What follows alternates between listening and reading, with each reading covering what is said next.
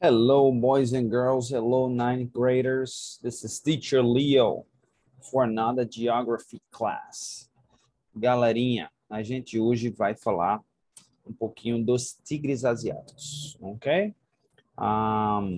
Pelo fato aí de ter novamente problema de comunicação, a gente vai falar, porque a gente vinha falando na sequência ali, países asiáticos, né? A gente chegou a falar, inclusive, duas aulas, né? De cada duas aulas de China, duas aulas de Índia, duas aulas de Japão, aí as três maiores potências, digamos assim, da região.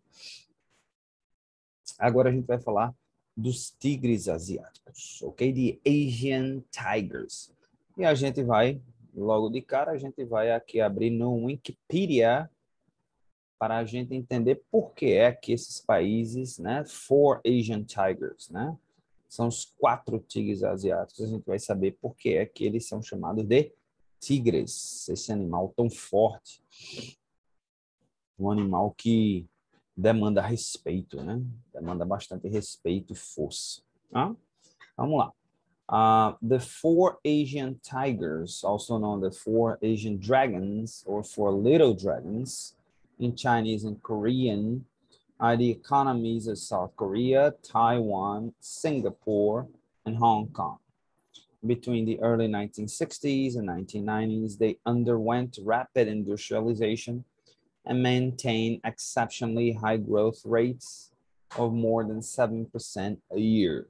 Okay? Então, para resumir, né, to make a long story short, os tigres asiáticos, né, eles são conhecidos pelo fato de saírem de uma situação totalmente desprivilegiada, país com pouca representação, tá? Lá em meados dos anos 60, e rapidamente, no período de uma geração, ou seja, no período de aproximadamente 25 a 30 anos, se transformaram em países altamente industrializados, né? Com crescimento invejoso, né? Em torno de 7%. Né? É invejoso no sentido de que esse é um crescimento que continua se mantendo, tá certo? É sinal de que é possível, sim, é possível você manter um alto padrão de crescimento durante vários e vários e vários anos, né? E a gente aí, gente, está falando de países pequenininhos, tiny countries, ou seja, países que dependem de outros países, tá? E apesar aí dos pesares, apesar das dificuldades, né, dos recursos serem limitados, esses países eles conseguem demonstrar esse crescimento e cada vez mais se reinventando e cada vez mais potências maiores.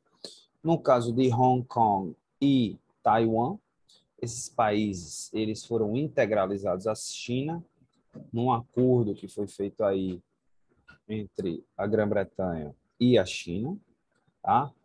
Hoje está um imbróglio grande entre esses países e a China, porque eles querem ser independentes, a China não quer. Bom, mas é um assunto para a gente ver em outra aula. Se vocês até tiverem interesse, vocês podem colocar comentários lá no Class App e a gente traz aqui para vocês, tá bom? A gente vai tratar aqui sobre os quatro tigres asiáticos e aí a gente depois vai dissecando eles, se não for possível nessa aula, nas aulas seguintes, tá certo? Provavelmente nessa não vai ser possível.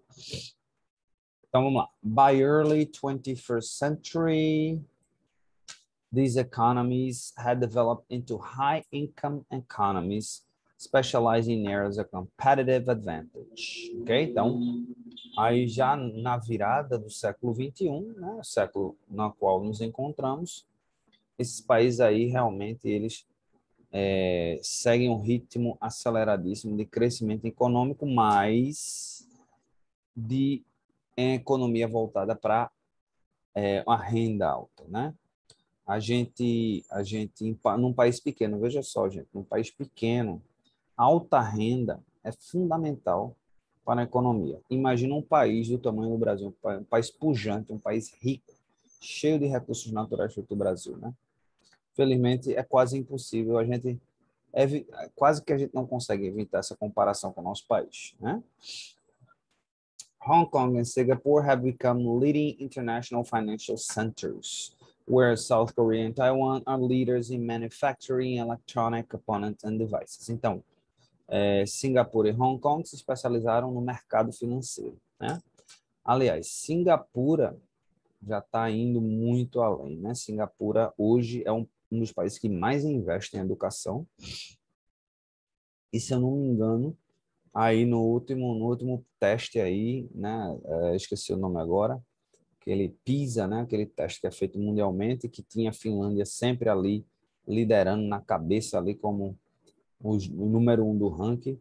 Se eu não me engano, Singapura acaba de ultrapassar. Isso demonstra o alto investimento que esses países fazem na educação, principalmente aí no caso Singapura.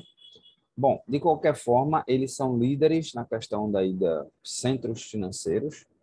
A Coreia do Sul e Taiwan são líderes na produção de componentes e equipamentos.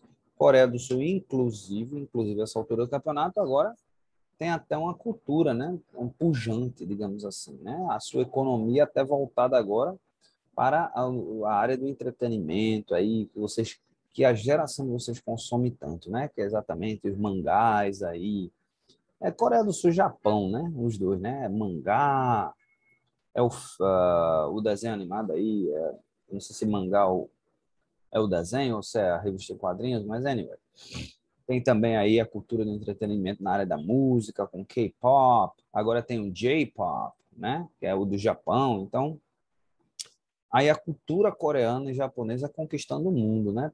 Inclusive, é a primeira vez que eu vejo, né? Na minha geração não foi assim, eu vejo jovens, né? Pessoal aí na faixa etária de vocês dizendo que quer ir para o Japão. Ah, você quer ir para onde? Não, eu quero ir, estou estudando japonês. Eu vejo pessoas estudando japonês, pessoas falando coreano, falando japonês, querendo ir para o Japão, querendo ir para a Coreia do Sul. Na minha época era imaginável. As pessoas na minha época ou queriam ir para a Europa ou queriam ir para os Estados Unidos. Eram esses dois eixos e tchau, né? Eu acredito que na a próxima geração a gente vai ter as pessoas querendo ir para a China.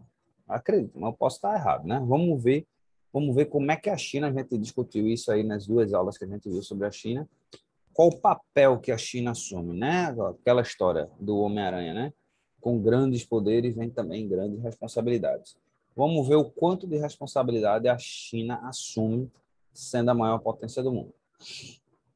Vamos lá, vamos continuar. In 1993, a controversial World Bank report that East Asia miracle credited neoliberal policies with the economic boom, including the maintenance of export-oriented policies, low taxes, and minimal welfare states. Institutional analysis found that some level of state intervention was involved. Some analysts argued that industrial policies and state intervention had a much greater influence than the World Bank report suggested. Então, aqui é uma coisa que é irrelevante, né? Que fala aí da política neoliberal, dizendo que o Banco Mundial dizendo que o fato desses tigres asiáticos serem o que são é por conta da economia neoliberal, e aí uma outra análise foi feita e verificou-se que não era bem assim, que o Estado teve uma participação incrível e por aí vai. Uma questão aí de política econômica que eu não vou me meter, se vocês quiserem que a gente fale a respeito, a gente fala, que é um tema que é muito falado aí na política e tudo. Se algum de vocês tiver interesse, a gente fala, mas basicamente neoliberalismo acredita no mínimo possível de intervenção do Estado, o mínimo que você puder ter em termos de intervenção estadual e que as empresas, elas que criem as políticas dela e que deixar o mercado fluir, né? A gente chama mão invisível do mercado. Aí, parafraseando uma frase de Adam Smith, né? Que é o rei aí dessa teoria liberal, que lá no século XVIII, agora eles chamam de teoria neoliberal, e outros defendem não, que o Estado ele tem que ter uma participação maior. Então, é a questão aí de política econômica, tá certo? Vamos lá. Prior to 1997, a gente teve uma crise dos tigres asiáticos aí, em 1997, que afetou o Brasil em cheio, né? Afetou o Brasil em cheio, o Brasil não tinha lastro, ou seja, não tinha dinheiro para segurar, né, a política fiscal, no Brasil, que na época da criação do real, o real é criado em 1994, e ele cria um lastro, a gente chama isso de lastro, né? Que diz assim, R$ 1 equivale a $1, né? Para isso, o Banco Central, né? A gente já explicou aqui que existe moeda, também entra na lei de oferta e demanda, né? E aí existe, obviamente, uma demanda muito maior para o dólar do que existe para o real. Então, o governo tinha que intervir. O governo tinha que, toda vez, jogar dólar no mercado para poder baixar a necessidade de compra de dólares, né? E para isso você tem que ter dinheiro guardado. Para toda vez que o dólar quiser se encher e crescer, a gente joga dólar no mercado para jogar mais, né, oferta no mercado para que equalize com a demanda. Chegou um ponto na crise aí as pessoas começaram a comprar dólar para se resguardar, porque países, economias que estavam em ascensão não tinha muito lastro feito o Brasil, começou, o governo perdeu o controle e acabou liberando. E hoje a gente tem o real aí a 5 e lá vai o trem, né? Mas bom, continuando aqui falando sobre os tigres asiáticos. Prior to 1997 Asian financial crisis, the growth of the fourth Asian tiger economies, commonly referred as the Asian miracle, has been attributed to the export-oriented policies and strong development policies. Unique to these economies were the sustained rapid growth and high levels of equal income distribution. Our World Bank report suggests two development policies, among others, as a source of the Asian miracle: factor accumulation, microeconomic management. Ok? Então, antes disso daí, né? The Asian financial crisis, eu acho que é interessante a gente ver isso. Was a period of financial crisis that gripped much of East Asia. Vamos dar uma olhada aqui, porque isso afetou a gente em cheio. E aí afetou outros países asiáticos, né? Então, gripped much of the East Asia, Southeast Asia beginning July 97, raised fears of a worldwide economic meltdown due to financial contagion. However, the recovery in 1999 was rapid and worries of meltdown subsided. In Thailand, known as the Tom Yang-kun crisis, with the financial collapse of Thai baht after the Thai government was forced to float the baht due to lack of foreign currency. Então, a Tailândia, né, já naquela época também, vários países, o Brasil estava nesse meio, em que atrelava a moeda dele ao dólar, na intenção de segurar a inflação. Na intenção, a moeda forte geralmente significa uma inflação controlada, geralmente, tá certo? Mas aí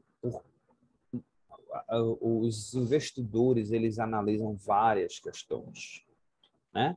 Na hora de comprar a moeda local. E aí, se você não faz o seu dever de casa, e o que é o dever de casa? É despesa, tá? Você não ter despesa baixa, você ter crescimento econômico, você também ter investimento no social, qualidade de vida, produtividade dos seus cidadãos.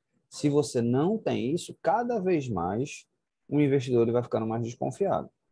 E desconfiança significa dizer assim, opa, vou botar meu dinheiro onde é seguro. E onde é que é seguro? Dólar. Tá? Então, o que aconteceu foi a Tailândia foi tentando, sem fazer o dever de casa, né, acaba tendo que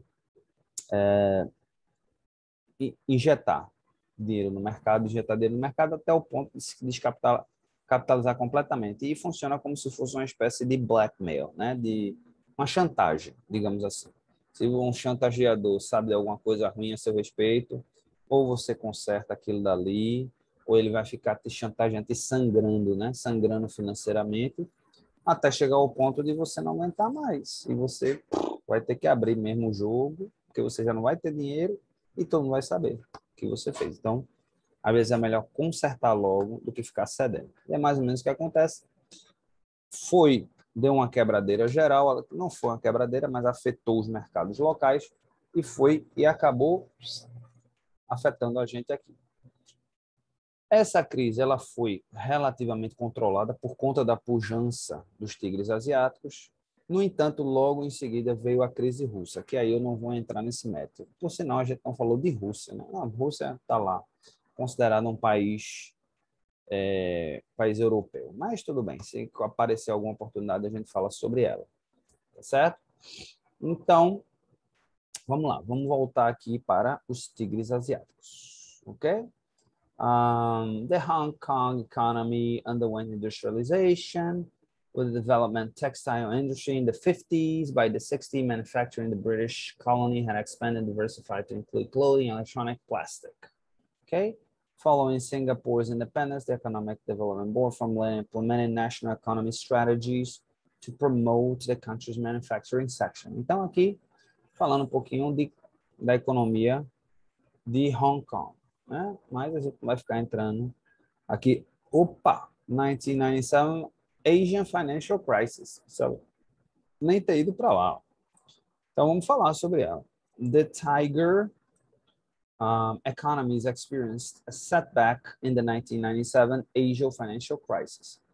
Hong Kong came under intense speculative attacks against its stocks, market, and currency. Como vocês veem, né, é sempre essa questão. Quando você não faz o dever de casa, né, um investidor, ele investe quando ele se sente seguro.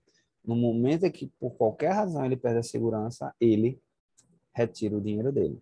Então, o investidor, ele investe na moeda local, ele investe em ações das empresas locais. A partir do momento que ele não se sente seguro, ele tira esse dinheiro. Com isso, acontece o meltdown, né? Começa a derreter, digamos assim. Então, as ações das empresas começam a derreter quando começa a baixar muito de preço.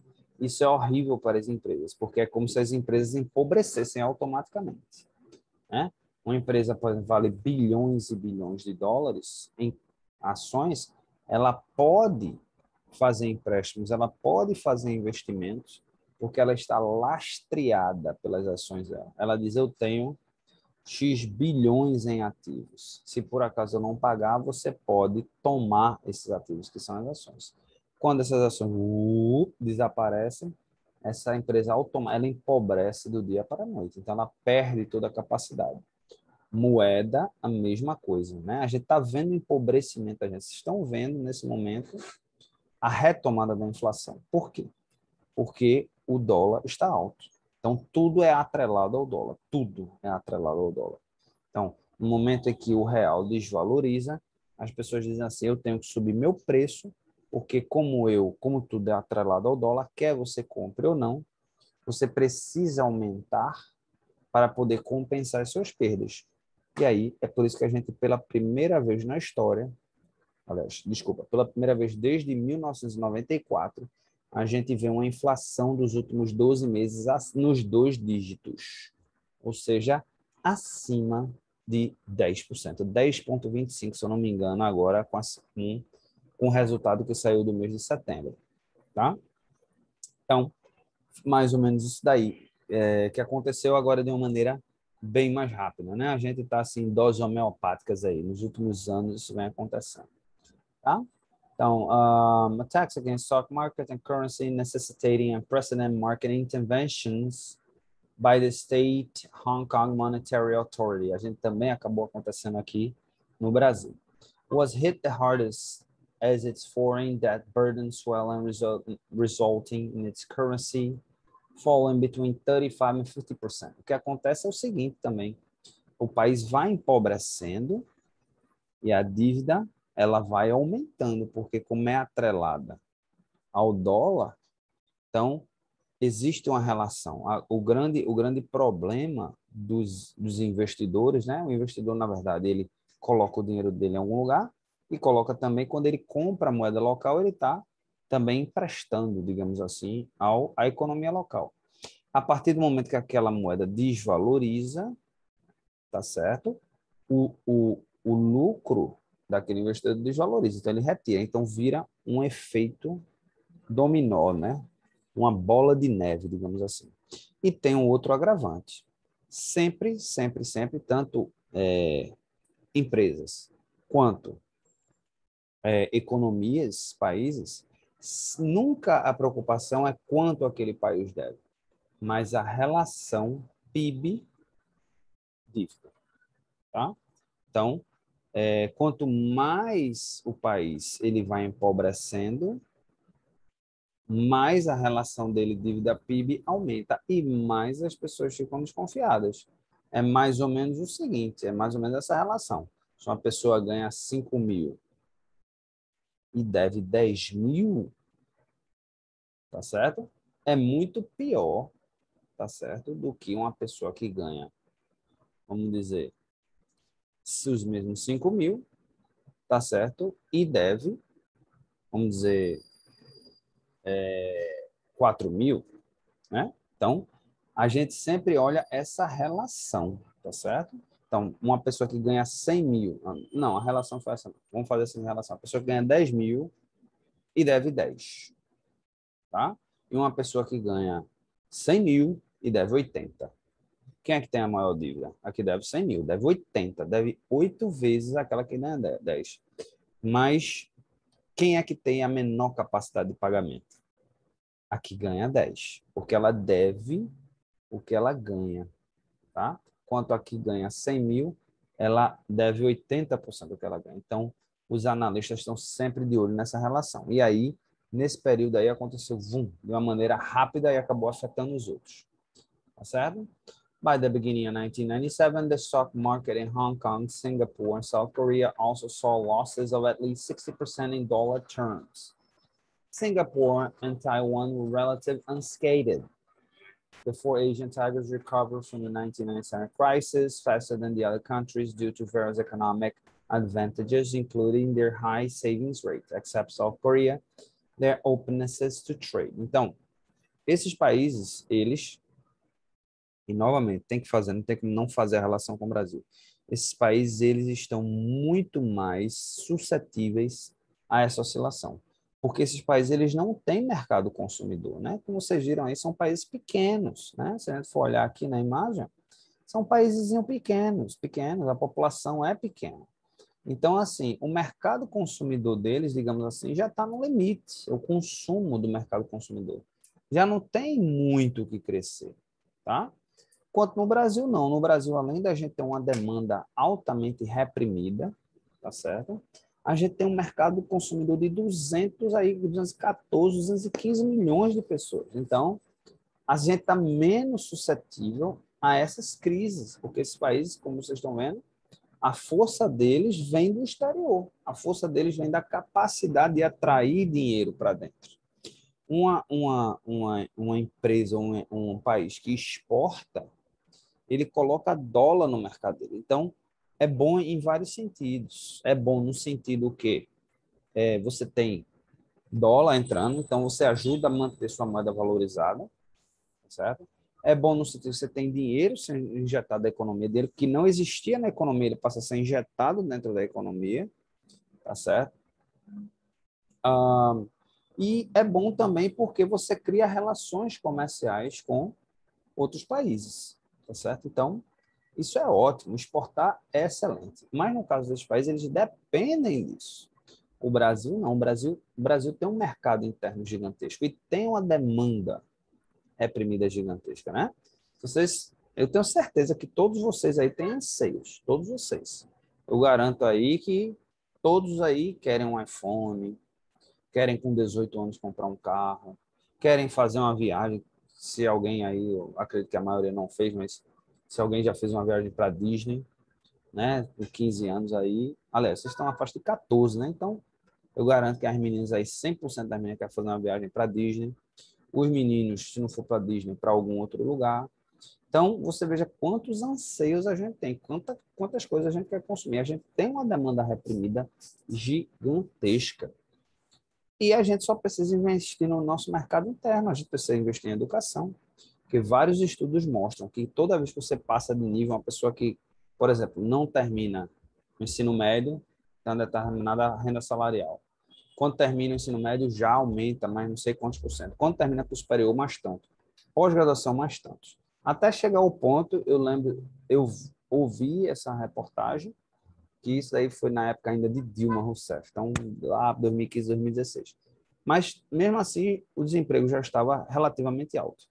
E dizia que lá na época dela, hoje está pior, mas lá na época dela, dizia que pessoas que tinham um mestrado, que tinham pelo menos um mestrado, o desemprego era na faixa de 13%, 12%, 13%, mas quem tinha um mestrado, o desemprego era de 2%, 2%, ou seja, praticamente pleno emprego, ou seja, pelo menos lá naquela época, quem tinha um mestrado praticamente não está desempregado, porque 2% significa pessoas que saem de um emprego e entram em outro, saem de um emprego e entram em outro. Né? A gente chama, na economia, de 5% a gente chama isso de pleno emprego, 5% é exatamente o giro da pessoa que está saindo de um emprego e vai para o outro, às vezes passa um mês, passa dois, passa três desempregado, mas no máximo ali no período ali do recebimento do seguro-desemprego, essa pessoa se emprega. 5% a gente chama de pleno emprego. Né? Abaixo disso, a economia já está a 1.000 por hora. Tá? Então, a pessoa que tem um mestrado tinha, na época, apenas 2% de taxa de desemprego. Então, a pessoa com um mestrado, na época, não ficava desempregada. Então, é mais ou menos isso. Por isso que essas economias investem tão pesado aí, e delas, principalmente Singapura. Singapura que mais investe, tá certo? E eu vejo aí Singapura realmente como uma das grandes potências do mundo. Ela continuar a investir em educação do jeito que ela investe. Eu vejo aí dentro de mais uma geração aí como não a maior do mundo, óbvio, porque não tem como bater de frente com Estados Unidos e China, Índia e Brasil e Rússia, e países gigantescos. A Alemanha também, que está muito lá na frente, mas aí como aí entre as 7 ou 8 potências. Eu acho que Singapura já está entre as 12, se não me engano. Ok? Então, novamente, aqui, ó, a gente estava falando de technology, né? Então, vamos falar. These four countries focused on investing heavily in their infrastructure as well as education to benefit their country through skilled workers and higher level jobs such as engineers and doctors. The policy was generally successful and helped develop the countries into more advanced and high-income industrialized developed countries. For example, all four countries have become global education centers with Singapore, Taiwan, South Korea, and Hong Kong high school students scoring well on math science exams such as PISA, aquele PISA, o exame de PISA que eu estava falando, né? Ele é feito a cada 3 anos, se eu não me engano. With Singaporean Taiwanese students winning several medals in international Olympiads. Ok? Então, novamente, isso daí. Eu estou falando, inclusive, da educação da parte da renda, né? Quanto mais você estuda, mais a chance de você ganhar mais. Mas tem a questão também aí de macroeconomia, né? A pessoa que estudou mais, ela é mais produtiva também, ela tem a capacidade de produzir maior. Então, isso também acaba gerando mais rendimento para quem essa pessoa trabalha, quer seja para ela, quer seja para o empregador dela, que isso também gera mais riqueza. Pode não gerar diretamente para essa pessoa, mas vai gerar riqueza para alguém.